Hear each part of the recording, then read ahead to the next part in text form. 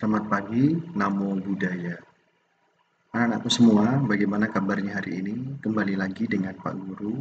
Hari ini kita akan belajar tentang berguru pada Alara Kalama, yaitu kegiatan belajar 2. Yang setelah minggu lalu, kita belajar tentang Pertapa Siddhartha yang bertemu dengan Raja Bimbisara. Hari ini kita akan belajar Pertapa Siddhartha yang berguru kepada Alara Kalama. Itu ya, setelah bertemu dengan Raja Bimbisara, Pertapa Siddhartha melanjutkan perjalanan untuk mencari kebaikan tertinggi, Nibbana. Nah, yang sebelumnya kan ditawarkan bahwa siapa Pertapa Siddhartha kalau mau tinggal bersama Raja Bimbisara maka akan diberikan separuh dari kerajaannya. Nah, tapi beliau tidak mau karena tujuannya adalah untuk meninggalkan keduniawian, mencari obat orang tua, sakit, dan mati. Nah, itu. Ya, kemudian beliau melanjutkan perjalanan. Dalam perjalanan berikutnya, beliau tiba di tempat kediaman seorang guru bernama Alara dari suku Kalama. Sampai di tempat kediaman Alara Kalama, Pertapa Siddhartha mengajukan permohonan meminta izin untuk belajar tentang apa? Ilmu pengetahuan. Nah, begini kurang lebih. Oh sahabat, engkau yang berasal dari suku Kalama, aku ingin menjalani kehidupan suci sesuai caramu. Artinya menjalani kehidupan yang beliau ajarkan. Nah, maksudnya beliau ajarkan ini yang Guru Alara ajarkan. Nah, kemudian Guru Alara mengabulkan permohonan itu dengan mengucapkan kata-kata dukungan yang tulus. Oh sahabat mulia, mari bergabung bersama kami. Dengan cara yang kami jalani, seseorang yang tekun akan dapat memahami pandangan gurunya dalam waktu singkat dan dapat mempertahankan kebahagiaan. Nah, artinya, kalau mau belajar dengan sungguh-sungguh, ajaran yang Guru Alara ajarkan, maka dalam waktu singkat akan dapat memahami apa yang Guru Alara ajarkan dan dapat mempertahankan kebahagiaan. Nah, betul. Ternyata dengan kecerdasannya, Pertapa Siddhartha dapat dengan mudah mempelajari dan mempraktekkan ajaran Guru Alara. Hanya dengan mengulang kata-kata gurunya dan sedikit gerakan bibir, ya mungkin sedikit berbicara, Pertapa Siddhartha mencapai tahap di mana beliau dapat mengatakan, aku telah mengerti.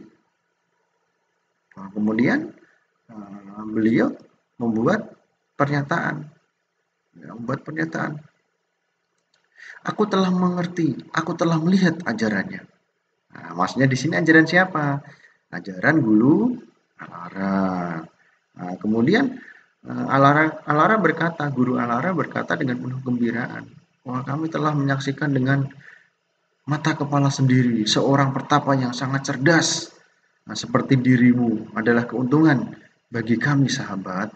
Wah, ini pertapa Pertapa Siddhartha luar biasa memang dengan waktu yang singkat ilmu yang diajarkan oleh Guru Alara bisa diserap dan bisa dipraktekkan bahkan bisa ditembus dengan kecerdasan dan ketekunan Pertapa Siddhartha. Nah, kemudian Guru Alara bukan marah karena beliau telah memiliki kemampuan yang meninggalkan sifat iri hati. Beliau tidak cemburu.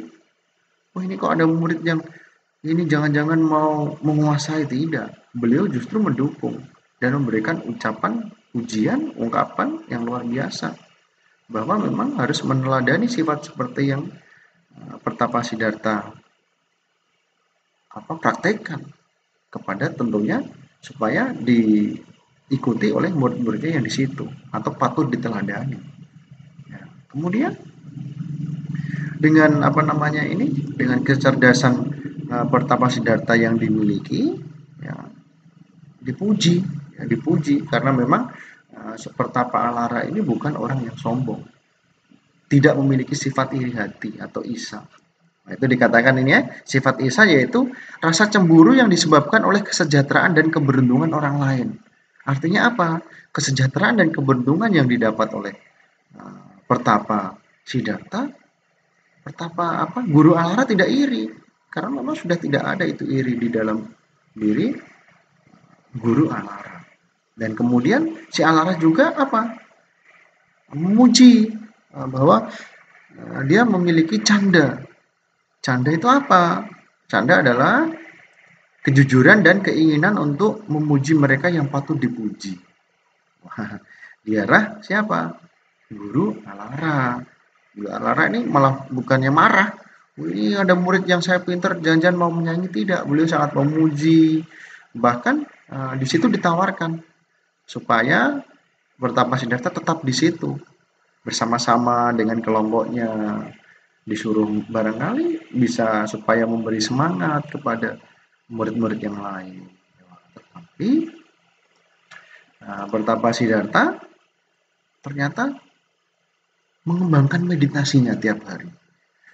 Nah, mula-mula berdiam dalam pencapaian itu dan menikmatinya, senang. Oh ya, ini mungkin barangkali dalam bahasa artian nyaman dengan kekuatan meditasi, pencapaian di meditasi. Kemudian beliau melihat dengan jelas kekurangan yang ada dalam pencapaian tersebut. Yaitu apa? Tidak dapat membebaskan diri dari lingkaran penderitaan. Oh, ternyata bukan ini tujuannya. Maka beliau sudah tidak tertarik lagi, sudah tidak berminat. Aduh, nah, dalam bahasa umumnya mungkin aduh sudah bosan. Ini terus ini. Tujuan saya bukan ini. Tujuan saya adalah apa? Mencapai nibbana, membebaskan diri dari penderitaan.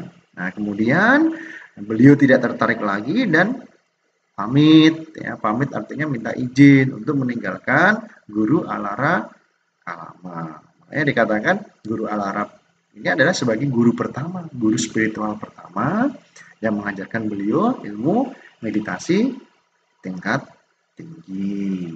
Nah, ini di akhir materi ini ada apa? Dhammapada, ayat Dhammapada. Ini bahasa palingnya pang damanuju jati bala dumedino jana apa madan cak medawi danang setang warakati. Artinya apa? Orang yang disebut bodoh karena terlena dalam kelengahan, tetapi orang disebut bijak karena menjaga kesadarannya sebagai harta yang paling berharga. Artinya apa? Orang itu disebut bodoh apabila terlena dalam kelengahan. Tadi dikatakan Pertapa Siddhartha atau apa namanya? Pertapa Gautama, boleh juga disebut sebagai Pertapa Gautama. Kalau dia terus lengah dengan pencapaian meditasi yang sebetulnya tujuan utamanya bukan itu, maka disebut juga sebagai orang yang bodoh. Sama dengan kita.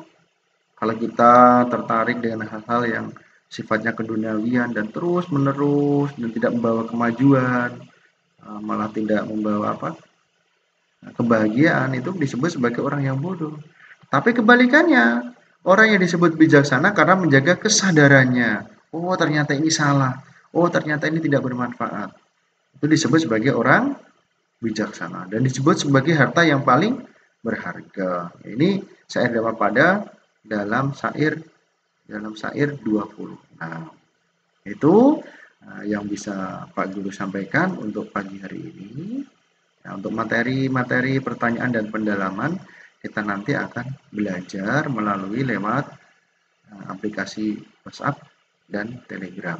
Akhir kata, Pak Guru ucapkan, Sabi Sata Bawantu Sukitata, semoga semua makhluk hidup berbahagia. Sadu, sadu, sadu. Selamat pagi, Namo Buddhaya.